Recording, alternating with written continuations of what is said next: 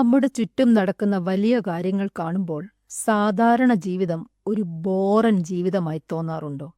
വലിയ പ്രാധാന്യമൊന്നുമില്ലാത്ത എൻ്റെ കൊച്ചു ജീവിതം. ഇത് നിങ്ങളുടെ ചിന്തയാണെങ്കിൽ ദൈവിക പദ്ധതിയിൽ തൻ്റെ സ്ഥാനം വഹിച്ച യോസഫിൻ്റെ ജീവിതം ഒരുപക്ഷെ നിങ്ങൾക്ക് ഒരു പുതിയ പാഠമാകാം.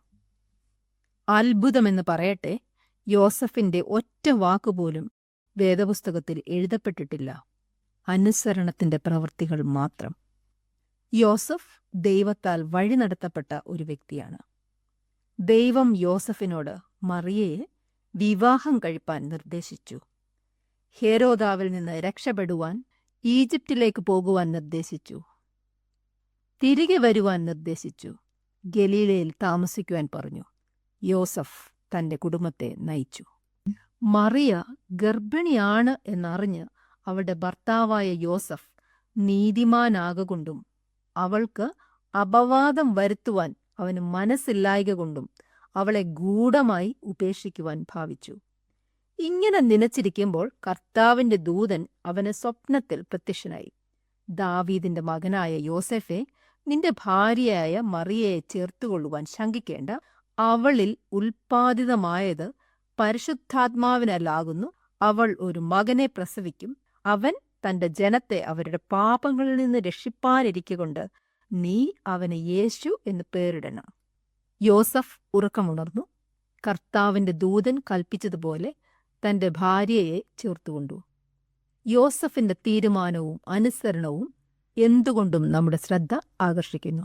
നീതിയും കരുണയുമുള്ള ഒരു സാധാരണക്കാരൻ മറിയയ്ക്ക് ഒരു ദോഷവും വരാതെ ഗൂഢമായി ഉപേക്ഷിക്കുവാൻ തീരുമാനിച്ചു. എന്നാൽ ആ തീരുമാനം ദൂതൻ തിരുത്തിയപ്പോൾ ഒട്ടും മടിയില്ലാതെ അനുസരിക്കുവാൻ യോസഫിന് സാധിച്ചു.